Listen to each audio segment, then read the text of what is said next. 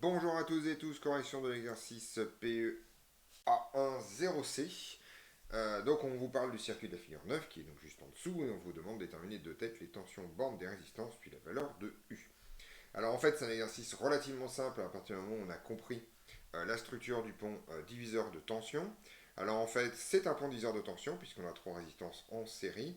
Et en fait ma tension U que je vais redessiner ici en fait c'est simplement la tension globale aux bornes des trois résistances puisque comme d'habitude je peux dire que c'est la tension en fait entre l'extrémité de la résistance du bas et l'autre extrémité de la résistance du haut.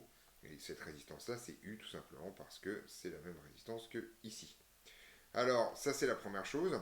En fait, une fois qu'on a repéré le pont-diviseur de tension, on peut utiliser le corollaire de la loi du pont-diviseur de tension qui est que UK sur UK', c'est-à-dire le rapport de deux tensions quelconques dans ce pont-diviseur de tension, c'est tout simplement égal au rapport des deux résistances concernées par ces deux tensions.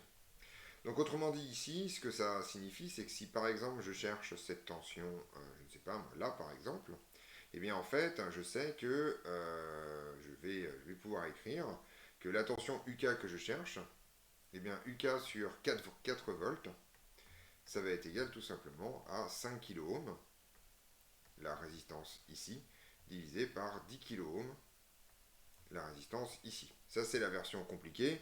En fait, on se rend compte finalement qu'on peut aller beaucoup plus vite en disant, eh bien c'est simple, cette résistance-là, c'est la moitié de cette résistance-là.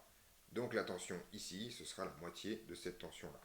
Donc en gros, cette tension-là, si on veut l'écrire, cette tension-là, elle vaut tout simplement 2 volts.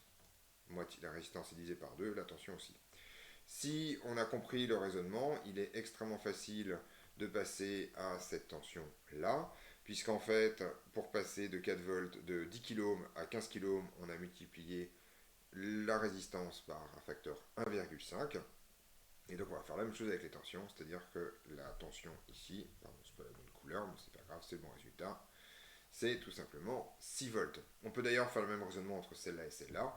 Pour passer de 5 kΩ à 15 kΩ, on multiplie par 3, et donc on multiplie bien la tension par 3, c'est-à-dire de 2 volts à 6 volts.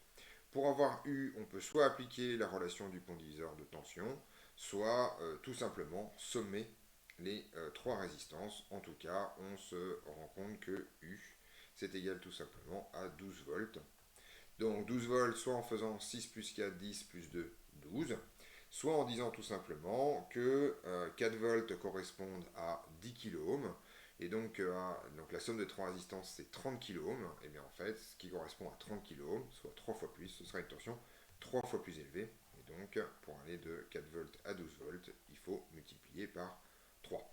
Donc voilà, ça c'est un tour complet avec cet exercice de la relation du pont diviseur de tension et de son corollaire principal, à savoir que les résistances sont, enfin les tensions sont en relation proportionnelle aux résistances qu'elles couvrent.